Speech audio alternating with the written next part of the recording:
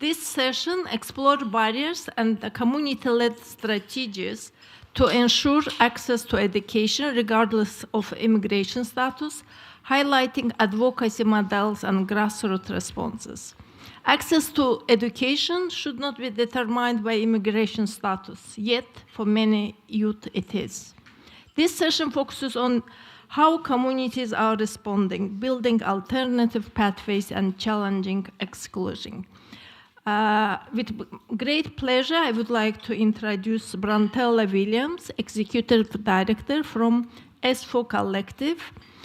And you probably noticed I made a little change in our program, one page of bio. And unfortunately, Andriana Gardine is not available to join us today. And in her place, I'm pleased to welcome Destin Bujang, co-founder and executive director of the Black Greek Youth Initiative. I printed and included Destin's bio, as I already mentioned, for your reference. And please join me welcoming Branetta and Destin.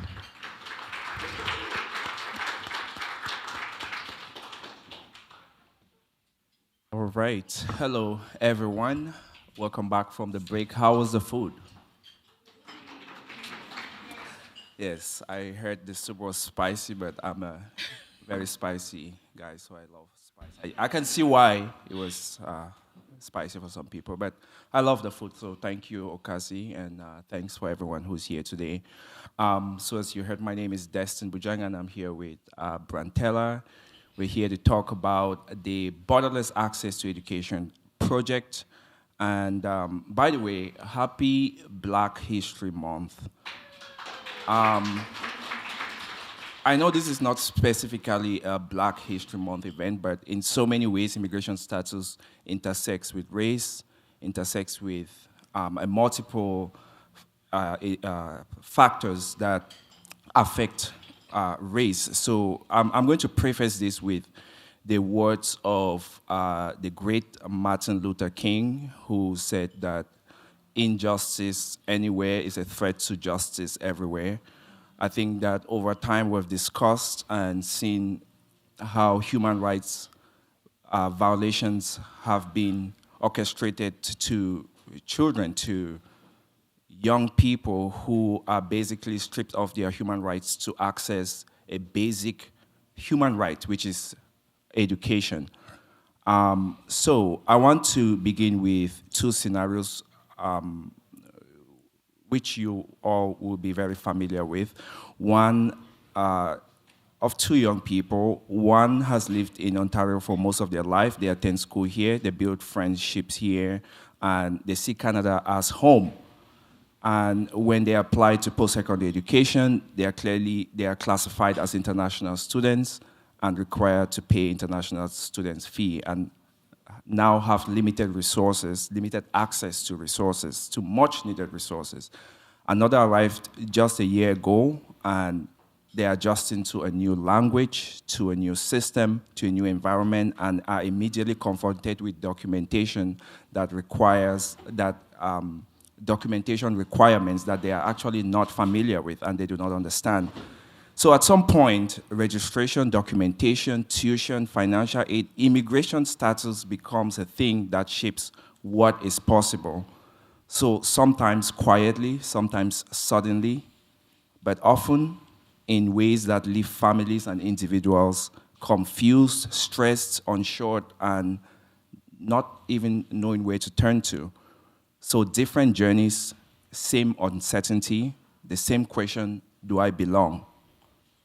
Do I belong here? And so when we talk about immigration status and education, we are not only talking about those who, we're not only talking about those who came here as new, but those who have also lived in this country and at the stage of their life, their immigration status becomes a factor that affects their access to resources, especially education. So, Brantella, when we talk about borderless access to education, what are we really talking about? And can you walk us through some of the things that we're going to discuss in this session?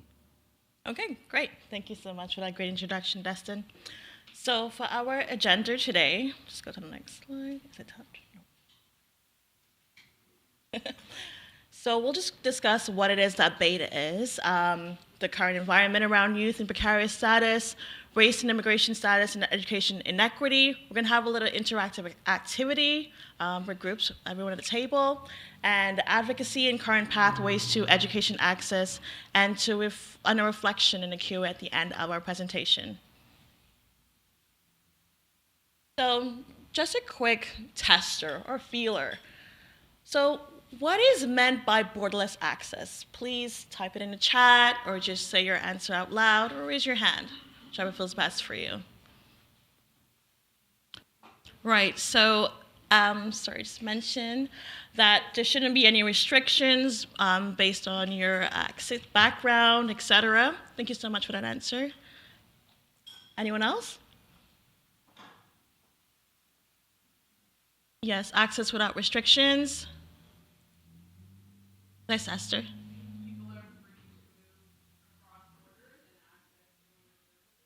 Yes, people are free to move across borders and access services. Please go ahead.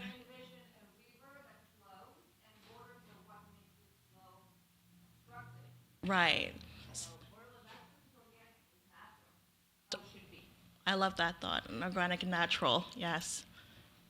Please go ahead. Right. Access regardless of status. Thank you so much all for answering the question. That is basically the premise of what the project is and what borderless access really means. Next slide. Perfect. So BATE, as Borderless Access to Education prefers, is a partnership or an amalgamation of different organizations. You met this morning JFCY, you also met CASA. It's also made up of the other organizations, which is S4 Collective and Black Creek Youth Initiative. So we're just going to give a quick run through of what the other two organizations are.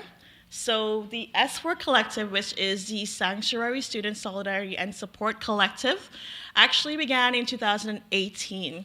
It's a member-led program of sanctuary scholars, people who are in the Sanctuary Scholars Program, who needed a space that, you know, they first were able to access spaces like the university, York University. However, they needed something more support, more, I guess, guidance or more community. So that's how S4 was born. So it's a member-led organization, as I mentioned before. It was used to create a sense of community in otherwise isolating time. So the programming is to share knowledge, share resources, learn how to navigate the university spaces, learn how to advocate for yourself, and most importantly for others as well, and how to navigate the Canadian immigration system. So they meet. They have meetings, bi-weekly meetings, picnics, host workshops. Actually, the workshops are hosted by the members on topics that they love to share with the other members, and also capacity building and resource sharing. I'm going to go ahead and let Destin talk more about BCYI. Yes, the Black Creek Youth Initiative is a youth-led, community-based, registered charitable organization that works with young people, specifically ages 12 to 29. But as we grew as an organization, we realized that it's almost impossible to work with only the young people. Their families have to be involved. I think about just some of the things that were being discussed today. For example, knowing your rights. If the police pulls you over at the age of 13, what should you do? When I was 13, I feel that I would call my guardian in as much as I want to know the law. But so we realized that parents have to be involved. So the program or our organization since 2018 has expanded into a more youth and family services where we offer a spectrum of programs from mentorship to skills development, exposure therapy, where we connect them to different resources. We try to create a circle of care, such as the spectacular collaborative that we have with a legal clinic. It's so fun when I am working with a young person and I'm able to pick up my phone and call someone from GFC and then I say this is what is going on, and they do understand what our client profile is. So with the Black Creek Youth Initiative, it's evolved from a 3 young people group to a weekly session group that has 35 to 40 young people every single week, and we try to connect them to much needed resources. Also to mention, a lot of these populations, be it the young people or their families, do have identities or immigration statuses that they may not actually be aware of, especially these young people, because they came to realize at some point when they were about to get into post-secondary education that their journey actually has to end at that point, or they have to start looking for different pathways to continue life while the rest of their classmates or the rest of their peers are going to post-secondary education. So in a nutshell, this is what the Black Creek does. In addition to our weekly programs, we are privileged to be part of an initiative that is collaborating to advance changes in terms of policy and attitude shifting. Awesome. Thank you so much. So just to let you know more about the BATE project, as I mentioned, it's a combination of the 4 organizations. It was a Trillium-funded project, which is about 6 years, to basically focus on policy changes. So the aim is to improve access to education for students with no or precarious immigration status, and we want to change policies and attitudes that limit equitable access to education for students with precarious status in the GTA. We also want to upscale approaches that support equitable access for students with no precarious immigration status and their families to the education system. This project focuses on students with precarious immigration status because we know that these students can face many obstacles and limitations in their education journeys that prevent them from realizing their true potential. So, some of the key things we'll mention today are many youth in Ontario live, study, and grow up here, but are excluded because of their immigration status. Education is a human right, but in a practice, access is stratified by citizenship and race. And BATE's mission, as I mentioned, is to shift attitudes, policies, and practices from exclusion to inclusion. Yeah, thank you so much. So just a couple of things about BATE as well. It's been a fantastic collaboration, looking at different levels. It's a very complex issue when it comes to dealing with immigrations, with precarious immigration status, from age to experiences. And so if we think that one level of expertise is enough to address this issue, then we're really not able to look at the crux of the matter. And that's why a collaborative like this was very fantastic, because we at the grassroots level, we're able to partner with a member-led organization as well as a legal clinic such as CASA and JFCY. So it's been incredible. The group, or BATE, has a 9 member youth advisory committee, which helps to steer the project. It helps to steer our findings. It helps to actually give us some kind of accountability in how we navigate these issues with caution, and how we maintain privacy. So the Youth Advisory Committee has been very instrumental to the progress and to what this initiative has been. This is actually the 4th year of a 6-year project, which is called the Borderless Access to Education. And I want to speak a little bit about the current environment around youth with precarious status. I feel like I shouldn't spend more time on this particular slide just because the former speakers did a fantastic job in describing and talking about what it means to be precarious, or what it means to be a precarious status youth. And one thing that is very clear is that the spectrum of precarity is wide, from undocumented to temporary residents. And so when we're talking about temporary residents, it includes students who are not here on, basically anything shy of permanency, right? So we're looking at even international students. You know, I remember when I came here, I think people, for the longest time, always thought that international students were this group of ballers who their parents just have enormous money and they come into this country to, you know, spend. They have so much money, but we realize that those, they actually find themselves at the intersect of precarity, right? We look at refugee claimants, denied refugee claims, youth with expired permits or status gaps, and they've also discussed well, you know, the pathways to precarity. And there's so many pathways, there's so many reasons that lead to individuals becoming precarious or being in this, and a lot of that has been discussed. But we want to be very clear that a lot of this focuses and is tied to institutional barriers. So there are other reasons, but the primary reason is the institutional barriers and, you know, these restrictive immigration policies. We're looking at backlogs. You know, there is, I think, the time for a humanitarian application. If you just go on Google now and check how long is an application for humanitarian and compassionate appeal, I think it's something like 10 years. Right, that is incredibly insane. Sorry for using that word, but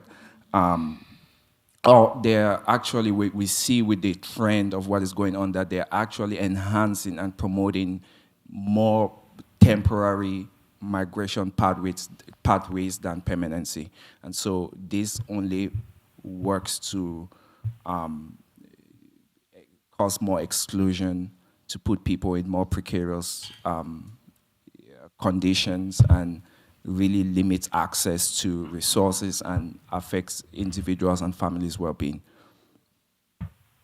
So I want to now shift our attention to speak specifically about the BATE project and some of the research that we have found in the past years of working on the BATE project. Now, we have spent a lot of time speaking to educators, speaking to families, speaking to young people with precarious immigration status, speaking to service providers, settlement workers, and some of the results or some of the analysis that we've gotten thus far are staggering, right? For example, only 55% of educators currently understand that all children in Ontario, regardless of their immigration status, have a legal right to access public education. And we can see how that is. So what is happening to the other 45% is how applicable, how is the law understood within the educational system? Why is it 55% who understand that the theory or the laws that are put in theory, you know, I mean, we see that there's so many laws in theory, but in practice, it's actually something else, right? And, you know, further, over just about 10% of these educators believe that children with precarious immigration status may be ineligible depending on their country of origin. So look at this level of misconception and level of, I think I got cut out yeah, all right, great. So if 10% believe that children with precarious immigration status may be ineligible depending on their country of origin, then it means that access is probably limited to who picks up the phone, who you call, who you know, and probably who you are.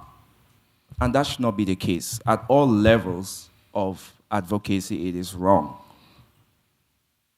Now to settlement workers' constraints. So we realize that not just the young people who are trying to navigate this issue are going through or are facing these barriers, these challenges. We realize that even the settlement workers themselves do not know where to turn to because it feels like there are systems that do not talk to each other, right? Later on, we're going to talk about some pathways that exist in, you know, some of them are products of advocacy work, but can you imagine that 91% of school settlement workers identified obstacles faced by students with precarious immigration status, which include, well documented, include isolation, stress, misinformation, discrimination, and barriers to the higher education. So settlement workers do have acknowledged that there is an issue, right? It's just about what do we do with this? What do we do? 61% of these settlement workers reported limitation in providing services and making referrals, right? Where it's so oftentimes you find the settlement worker who wants to go all the way for you, but the resources are just limited, right? Sometimes if you're over the age of 18 or 25, it just depends. There's just limited places that they can ask you to go. So oftentimes it's always, the settlement worker who probably is connected to different resources that just knows. It doesn't seem like it's an institutional policy where every, school just has information accessible to. I feel that they should make some of these trainings mandatory. They should have all service providers first contacts. And for, the social workers who are the first contacts of individuals, they should be able to provide accurate information. There's just no other way to say it. They should be able to provide accurate information to those who are seeking pathways. Now, on the lived experiences or, the lived impact on families. So you can see a very high percentage of families have talked about the registration process being very, very complicated and difficult, right? 60% of youth were aware of their precarious status while in school. So this means that there's a number of people, of young people who are in school, and I think some of this was discussed, where they just know that because of their immigration status, there are just certain places that are a no-go zone for them, right? A couple of examples were mentioned here earlier, field trips, just registering to be in a club for school. You're scared they're going to ask for your immigration status. There is just hanging out, as a matter of fact. Like, I don't even want to go into formal registration. Just being out is scary, right? Not to talk of so they tend to mask this identity. They tend to internalize it. It further creates a lot of mental health concerns. And one thing that I want to point out is, this is when they're facing these exclusions from school and feeling this way. It's not just, so that school is just one part of discrimination. They're also facing this alongside non-access to, loans or financial resources, limited access to employment, right? They end up working very, very precarious labor, in access to housing, and just public resources, just basic resources, healthcare, and so on. So we can see how the implications of this is a threat to justice everywhere. And we've talked about how discrimination appears in these ideas which seem like they are procedures, but these are actually systems that are working the way they were designed to be worked. So I think I'm going to pass it here for Brantella to take us through a very incisive activity. Let's get our brains warmed up and test our, I don't want to say knowledge, but let's test our intuition around what we feel about this. And again, I just want us to remember the premise of what the borderless access to education is, right? We're attempting to shift how people think about this, right? Because the way you perceive it and the way you think about it, that's how you're going to treat others, right? Whether you're a service provider or you are someone in the legal department who works with young people.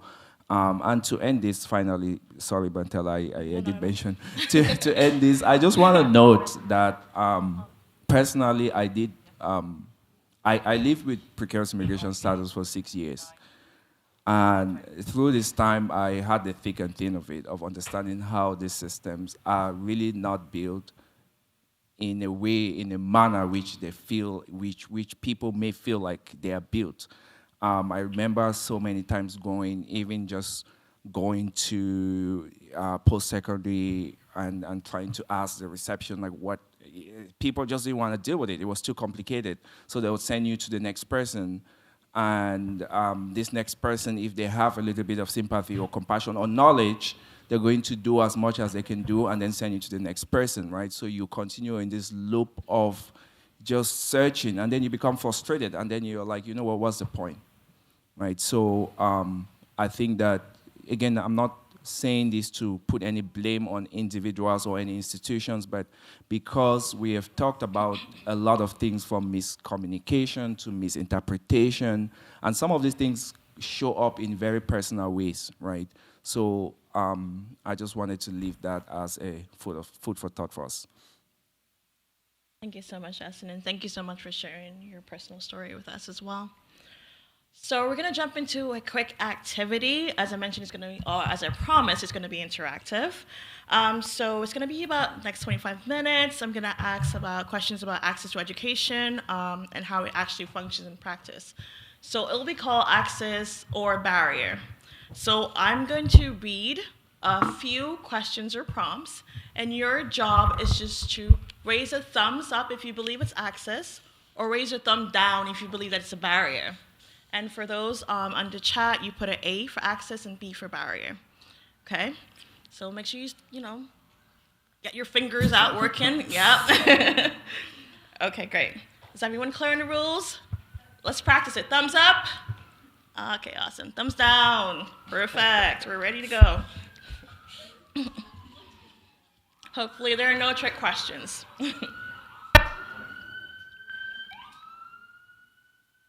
Yep. The city. So, a school requests proof of immigration status before enrolling a child.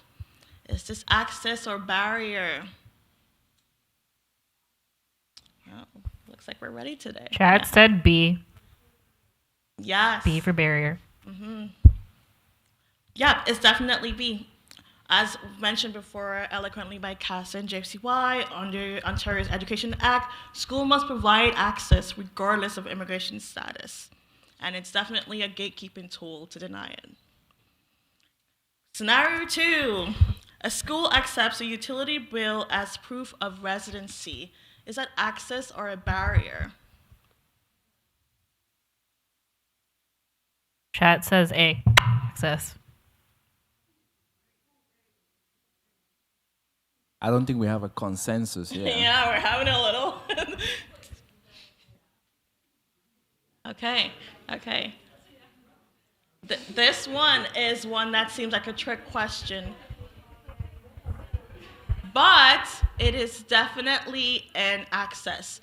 Providing that in the least bare minimum as a residency or a proof of residency is a way of access. I know.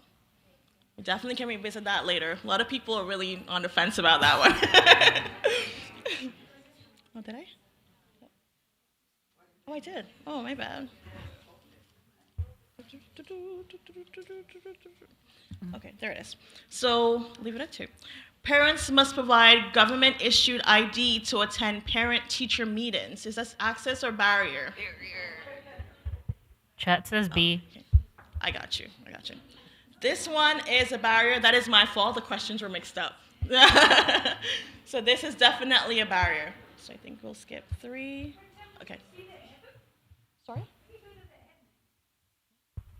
The ID, have you heard of that happening? I've heard of the... ID being required at parent-teacher interviews. The question was whether you've heard of people who were asked to show government ID in order to attend parent-teacher conferences. No, this was just a question put in there just to see if we're paying attention.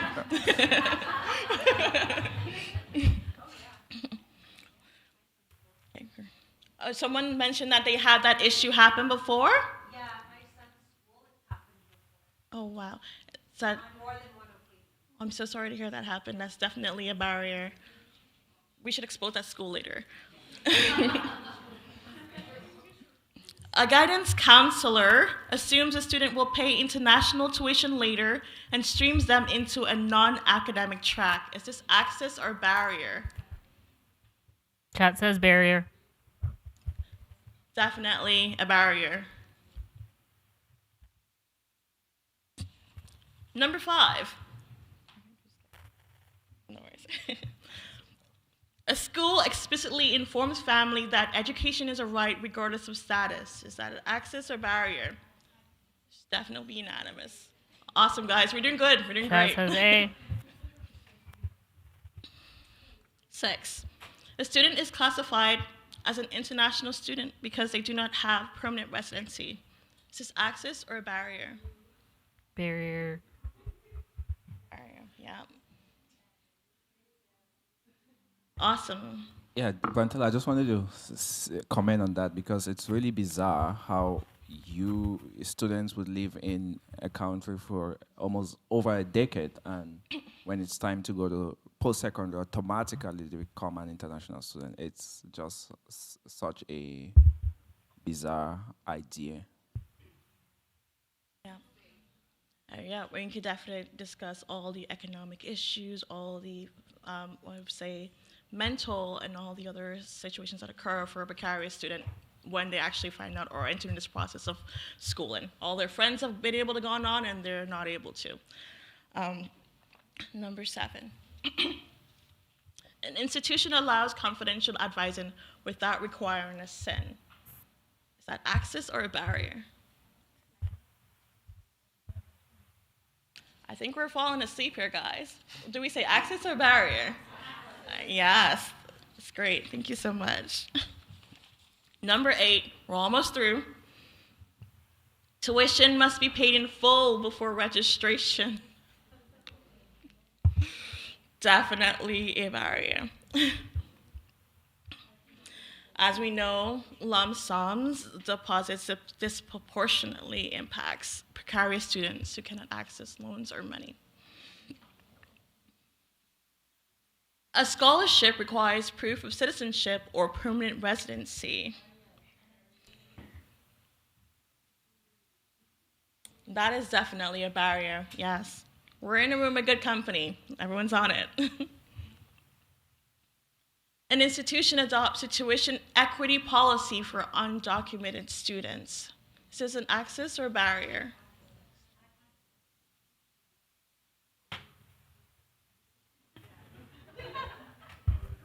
Chat says access. Is it access in the chat? Awesome. It's Great. Yeah.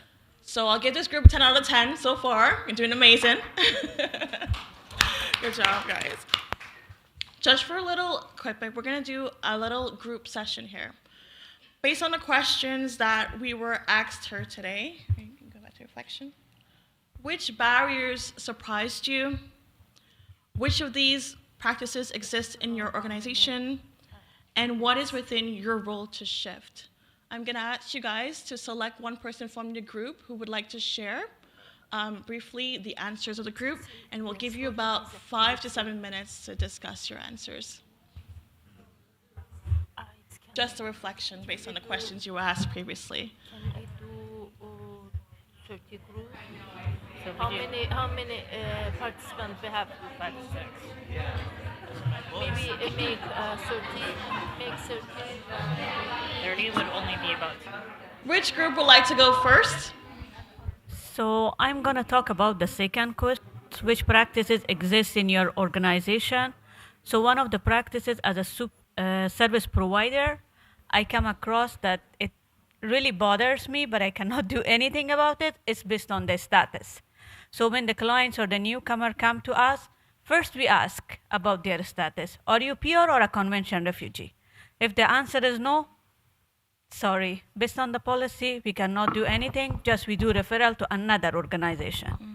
So this one, it goes back to one of the barriers that exist by the law, by the policy, that where we get the funding. Mm-hmm. So we are only providing services to refugee claimants and PR cards. So what about the rest of the people without the status?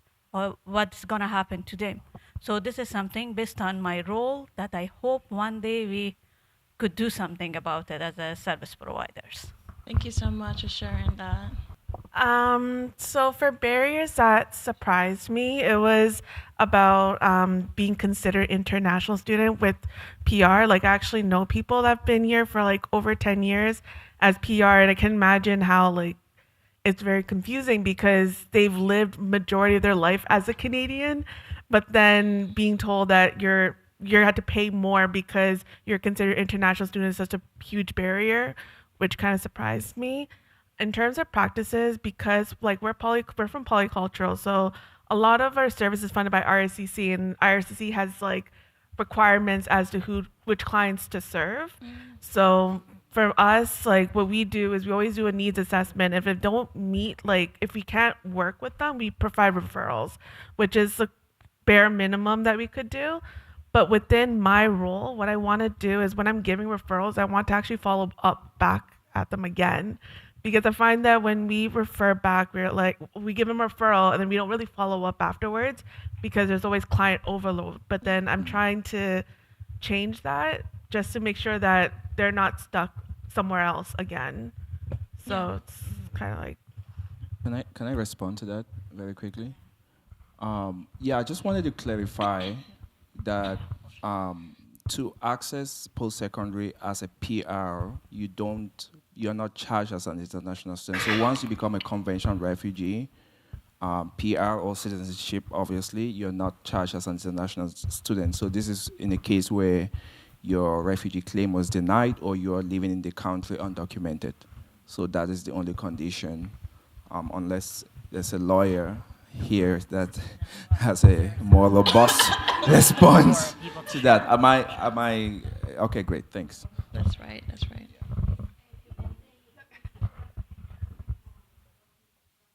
Yes, and I agree with you entirely. I do think it's important to note that even if you are a convention refugee and you're applying for post-secondary education, you will still need a study permit.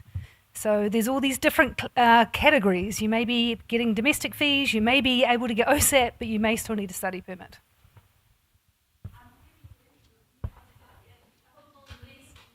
So we have many immigration status. If you have PR card or you are conventional refugee or protected person, it's very good to go to university or college. They will deal with you as a domestic student, not international one.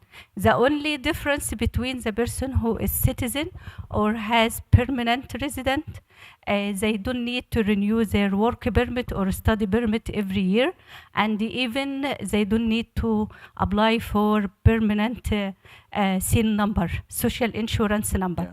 Before PR card, every year you have to apply for work permit, study permit, temporary social insurance number. Thank you. All right, we have a comment from the chat saying, we have two. Even working in an organization that tries to remove barriers, there are other barriers within the funding structure or language service requirements needing to be met that still allow for people to fall between the cracks and not access service. Someone else also said, the most surprising thing is that the school board or people who are supposed to help assume that immigrants know what is basic. For example, in post-secondary education, basic knowledge about D-stream/academic/applied subjects. The immigrants/students are not aware, and this becomes very easy for service providers to direct them in the wrong direction. Mm-hmm. And there was a question that came up. Are there established programs for tuition equality, or does it vary by school? I mean, I believe that we're going to talk about, just after this debrief, we're going to talk about some pathways that exist, some of them that have been born through the BATE partnerships. But generally, I feel you when you talk about the funding structure being a barrier. And, sometimes it feels like there's really nothing you can do about it. But I can tell you that sometimes, depending on the skill, but sometimes you go out of your way to make things work.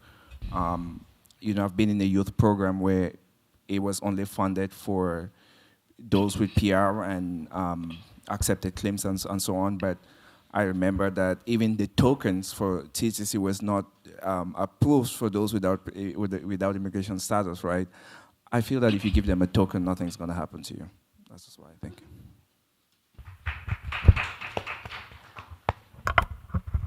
Do we have time for one more question from one more response from a table or group? Anyone else would like to go? Okay. Sorry, are you asking me? You have to run. Here.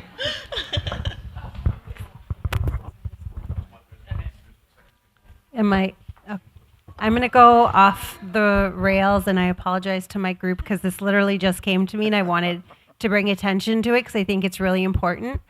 So one thing that not so much surprised me, but actually made me feel really, really sad was the fact that I think it's 51% of educators aren't aware, 55% of educators, so meaning 45%, don't correctly understand that all children in Ontario, regardless of status, know they can access education. And I think that that's like a huge problem because oftentimes, a school administrator, whether it's a secretary, a VP, or a principal, is that first point of contact for a parent. And if those three people making that first impression to that parent doesn't know that that child should be accessing education, is highly problematic because oftentimes, and I speak from my own lived experience as the child of an immigrant, oftentimes, my immigrant parents took word to that VP and that principal, and what they said was gold, and they didn't question it, and they didn't ask why because it was gold to them. So that often happens as well with a lot of the families that my organization serves. Is what they're being told by these admin staff to them also becomes gold, and they're like, no, but this is what they told me. And then it becomes a tug of war of trying to gain their trust and saying, no, like what they're telling you is wrong and this is why it's wrong, and trying to provide them with that education and that information and those resources to help them understand that they've been misinformed and they've unfortunately been misguided. But if that interaction had gone a different way, then accessing education for that child or children would look vastly, vastly different. I can't agree anymore. You're correct. The first point of contact it's like going to the doctor and the doctor asks you to take something and you're questioning them, right? So it's like that vice principal must be saying something correct. So I know a lot of people whose lives have turned to, has gone wayward because of that first contact that they had with a school guardian counselor or a vice principal who gave them a completely wrong information. Yes. Yeah. Hi, everyone. My name is Rakshan. I'm a school settlement worker from the agency Catholic Cross Cultural Services.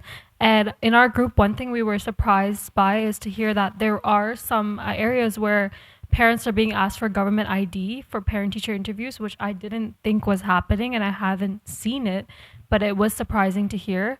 Also, the assumptions made by educators that, some people with precarious status are aware of all the documents that they need, all the information that they need or the fees that they need to be paid, and they're backtracking some of these students. I was also surprised by that because I have worked in schools where there are educators who want to know all the resources for students and are trying to advocate alongside us for students as well. In our organization, we did have a previous funding cycle where it was only PR and convention refugees accepted, but now that has changed and we work with all.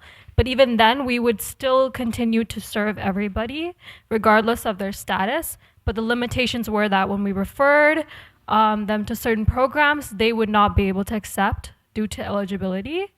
So what we really want to do is just share any resources to school educators on what programs are available, pathways to post-secondary if they don't have any documents or anything that we get, just share and continuously. Is there anything you guys want to add? No? Okay, thank you. Yeah. One last person, I think. Tarana.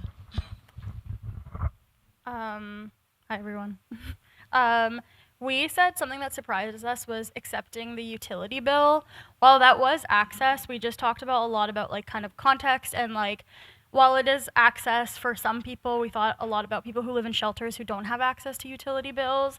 And something we discussed that sometimes accepting the bare minimum in itself is a barrier, it's kind of doing folks a disservice when we're just accepting that as truth and not kind of challenging, like how can we make this even more accessible? Because I think often that happens where we fight so hard for something and they'll make a small change and we're like, great, one, but then we're up there. And I felt like that's kind of what that felt like for us. Right. Yeah. And thank you so much for bringing that point, because we did have instances where schools were not accepting parents who would bring a utility bill. So then in that sense, it depends on the different, as we can know, the immigration system is so nuanced and all these different barriers are created. So even if the person did have this particular situation or if they're unhoused, it'd be like, we still need more. We still need something else, or we can't accept, we're not gonna allow you into the school. So thank you for also pointing out that different situations provide different results, right? So I just wanted to mention, and thank you guys so much for participating and answering the questions. Just wanted to show like how, as you mentioned, borders before, it doesn't only exist as a physical one, but it exists within the education system. All around, it shows how exclusion doesn't begin on quote-unquote deportation, but it begins in the enrollment process. It begins in tuition classification, and it also begins in guidance offices and financial and aid portals. So I'm gonna just jump really quickly in the interest of time of the advocacy and current pathways to access to education. As I mentioned, what the BATE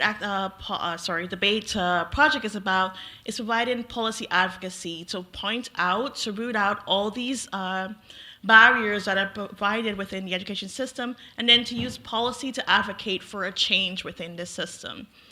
We do knowledge sharing events, like right now, sharing how it is you can access education, regardless of what your status is, and also youth-led storytelling research. Destin mentioned we have a YAC, which is a youth governing body, which also provides feedback to the project, and then partnerships with legal clinics. Of course, they are part of the project as well. JFC and CASAS mentioned before.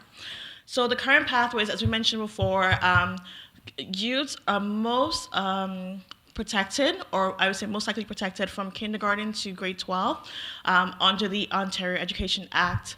But of course, as we notice, once they are left school or left the elementary high school, they're now entering to the post-secondary where they have less or not particularly what one say a actual governing right to go to school. And so that's where a lot of them will fall into limbo, where they're no longer able to access any type of, access any education spaces, such as universities or colleges. So the post-secondary pathways you mentioned are tuition equity initiatives, institutional policies allowing undocumented students to be able to access. So we say precarious students as a better term, because undocumented, they are documented. The system is well aware that they're here, so we prefer the term precarious to better highlight how they fall in and out of status and how the immigration system benefits and creates all these different limbos. And scholarships and bursaries for precarious students. These are things that we're hoping to embellish with the policy advocacy, and then legal pathways that affect education access and agency applications. I wanted to point out, with the Sanctuary Scholars Program, this does provide students the ability to access universities. I think we have York University, we have Toronto Metropolitan University, I think there's Queen's and also Humber. I got a nod from Sarah, so definitely Queen's, I got the right university there.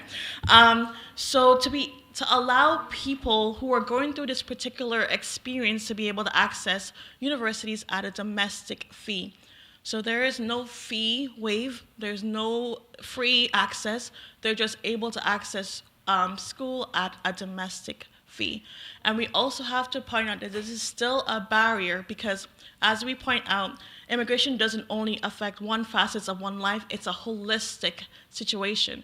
So regardless of financial components, barriers, there is mental barriers. There's also, in a lot of cases, physically, meaning unhoused. There's all these other barriers that come into play. To say if someone can still be able to afford $7,000 and $8,000, depending on the program, which goes up, is still a lot for people who actually don't have employment. So we just wanted to point out that there isn't a free giveaway, and there's still these barriers that exist for people. Even further so, they have to try to use this pathway to gain access or to gain, I would say, status.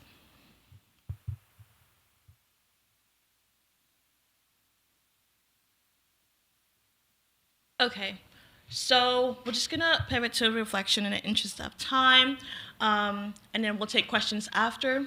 So the role of service providers, as we mentioned today, as advocates, not just service navigators, shifting attitudes to change policies and practices, to invite participants to engage with BATE resources, campaigns, or partnerships, okay? And we just want a little takeaway with you. One thing you will stop after the discussion today, not only here with this panel, you'll also have the youth panel, but also with JFCY and CASA's panel earlier.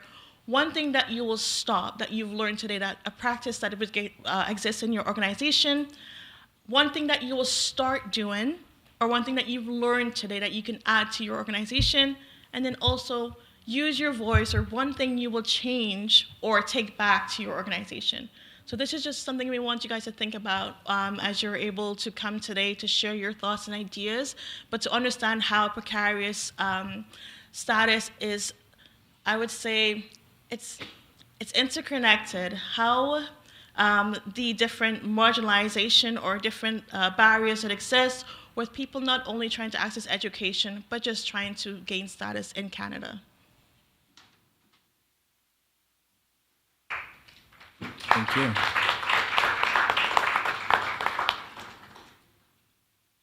So we're like a Q&A. I think we have one person here. At this table, Tarana, sorry. I should have pointed out. Hi, just wanted to ask you about the Sanctuary Scholars Program at Queens and Humber. Can you give some more details about those? Okay, so specifically, I could speak more to York and TMU. How it works is that there are two pathways to be able to access education. There is a direct entry, meaning people who are coming from, who completed a high school and who have all the prerequisites to be able to access directly into the university setting. And then there is a bridging program. This is more for mature students or students that are requiring more time. It's a 3-month program. So basically that is free, where you're able to just get a grade. You're learning more about the immigration process, what exactly you're going through, how your experiences are, and then you're able to get a grade to be able to access a TMU or York University space in the program that you intended. So are there programs at the other two, or is it just York and at TMU? So particularly this Country Scholars Program there is an expansion within York and TMU. I think Sarah can speak more to the Queen's University. Yeah, if I'm not wrong, I think that the Queen's program at this point, there's been advocacy to kind of increase the capacity. So Queens. So basically, what is happening is this model was started at York University. I was actually part of one of the first cohort that passed through this. So I'm a testimony of how it worked. And then the model was replicated at TMU, right? Kind of telling them this worked out at York, and you've had fantastic students who have graduated. So hello, Queens, what are you saying? So Queens is like, okay, we can't do that for everyone. We might take 1 or 2 students, but that's it. So I'm not sure if Queens has added the number of students that it could take, but the idea is that we're hoping that this model could be replicated as some kind of like a proven evidence that it's working, and people just want to go to school. That's it. People just want to go to school. Let them go to school. Please. Hi, I'm Sarah. I can't speak on behalf of Queens. I think the way I think about it is the York program and now the TMU program are really robust programs that are staffed and they're intentional and they're on the websites. And I don't think either of them have caps in terms of the numbers of people who can go through them, but I apologize if I have that wrong.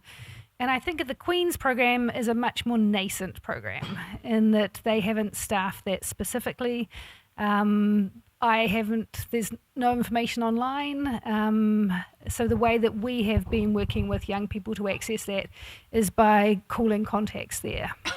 So I don't know if there's a cap on how many they would take. It certainly feels different. I agree with you there. I would much prefer that it was fully robust.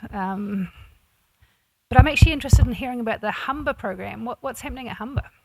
Yes, so maybe that might be premature because Humber specifically focuses on a refugee program rather than a precarious status program.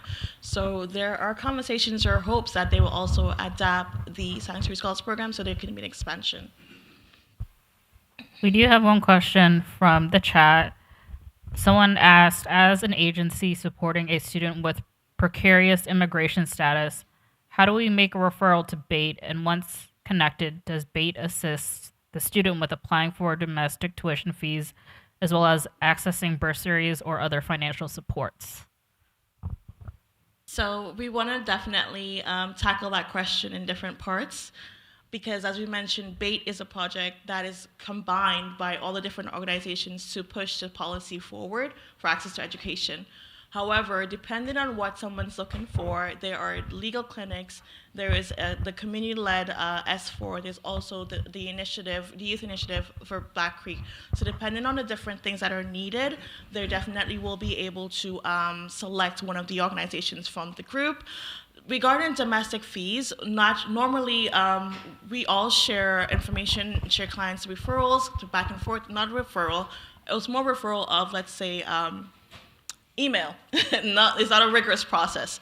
So let's say CAS has a particular client and then they're also asking about access to education. They would send them over to us, who would then provide the information and then pass them on to the Sanctuary Scholars Program director, who would then, if they are able to, if they fit that, as Sarah mentioned earlier, someone might not know fully their situation or immigration situation. So once we're able to then weed that out and understand how we can best help them, then yes, if the Sanctuary Scholars Program is a fit, they will be directed to S4. Okay. Hi, good afternoon. My name is Patricia, and I work with Catholic Cross Cultural Services, and I'm a school settlement worker. So thank you. The question was already asked, but then I do have some students who graduated last year, outstanding students with they wanted to get into the university. So two of them are refugee claimants, and they're still waiting. They haven't heard from the IRCC or the case, so they are still waiting, and they were looking for opportunities to apply. Even to apply, there is no specifically for refugee claimants. It's going to say international student. Yes. So even for the application, they had to pay like $300+ in the same the OUAC thing. So it was so much difficult for them to apply because they are, as I said, they're refugee claimants. They've been here more just for a year. Yeah. So what are the resources that I can refer them to so that they can get access to applying and thank you so much for, first of all, because I had no idea about BATE until a few hours back. What are the resources that I can refer them to, please? Okay, I see. Stefan's putting his hand up for FCJ. Yes, FCJ is also a resource that you can send the youths to. Just to also understand that refugee claimants also fall under the status of precarity. Once you are waiting or you have not got a response, you're falling into that limbo where you don't have an official answer. So naturally, what happens with all students, even precarious students, once they're registered into the program, they are identified as individual. And that's why you have allies and resources within the university spaces who will then be able to change it to domestic. So that's how that process works, just to give a tidbit. Thank you.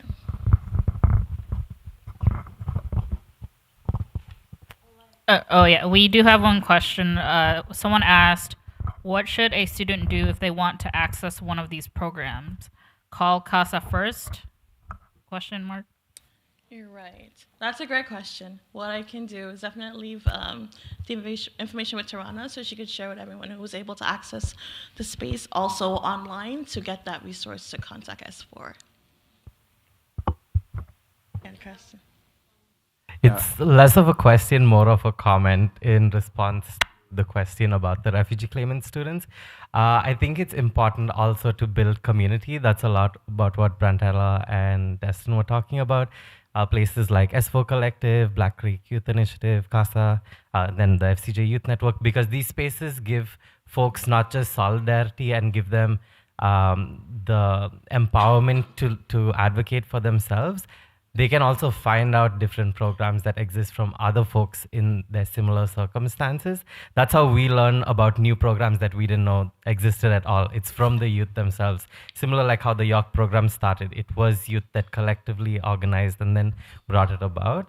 And the other thing that I would add is we do a lot of presentations about the Sanctuary Scholars program, and we highlight this as a disclaimer. Yes, it is an access program, but it might not be the right choice.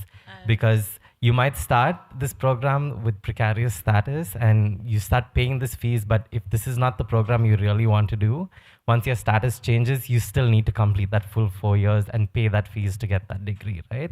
So there might be alternatives that exist that meet their long-term goals differently.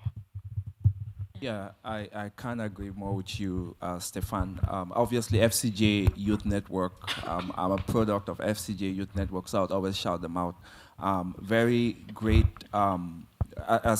just in response to your question, when you're going through a refugee claim or you are awaiting your decision, that's the most frustrating time where you just at flight mode, you're having nightmares. So what you need, apart from those very actionable things that are happening, such as like going to school, you need a community that understands you, right? There's so many spaces that people don't actually get what you're going through. I know how many times people ask me, why are you not going to school? Just go get OSAP and go to school. And I'm like, come on, man. Like, where do I even start to explain to you? So when you're in that network of people who get you, you all are working towards the same goal. There's, the psychosocial support as well. There's other fun things that are keeping you informed, entertained.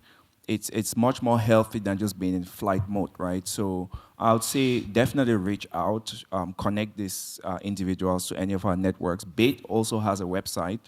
We're going to share the website with the team, and by all means, for all of these questions, for the things that we're not able to address, please, by all means, do shoot an email, and we'll take it from there.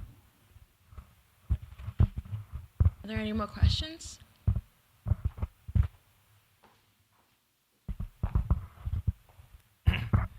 Hey, my name's Kevin. I'm from the Center for Immigrant and Community Services. First of all, great presentation and great work you guys do. Honestly, I never knew you guys existed until today, so I'm glad that this is out there, because we do experience a lot of youth that require the support that we support at our organization. So thank you for all the work you guys do. I just want to go back to the question about how the utility bill as a proof of residency was like a barrier instead of an access. It's some kind of brainstorming my own.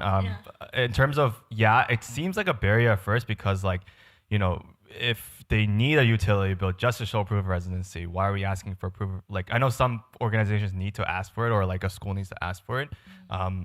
So that's why I'm kind of thinking there's like a barrier first, but then I can also see it as an access, because I think a good point my colleague brought up was if there's a case where this person is living at another person's friend's house or something, they can use that utility bill and kind of get them access to proof of residency, because some people may not have like a driver's license to kind of show like, hey, I live here and something like that. So kind of gave that thought about that, but I just want to get a better explanation from you guys in terms of why it's a access, because I could also see the case where if there's a youth that is homeless, right, they may not necessarily have a utility bill. So I just want to get that clarification for you guys.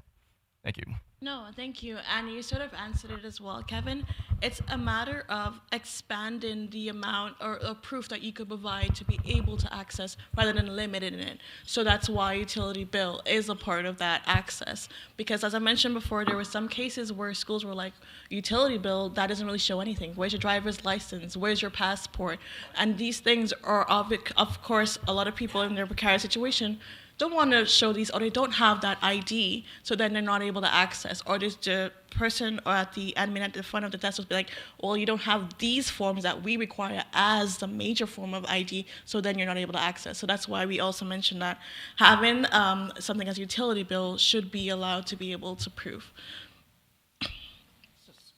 Better, a little bit more accessible than an ID in some cases. I can see you sat on that for a while, and I'm glad you got it out of your system. Any more questions? No? That's it. All right. Thank you all so much. Thank you. Thank you very much for you both highlighting advocacy, collective action, and community-led responses. I believe we all learn a lot. And of course, we would love to have all the resources. We're currently actually developing new self-directed online courses for newcomer youth, serving youth in newcomer communities. And I would love to share all the resources in our content so we can reach out wider audience. Thank you.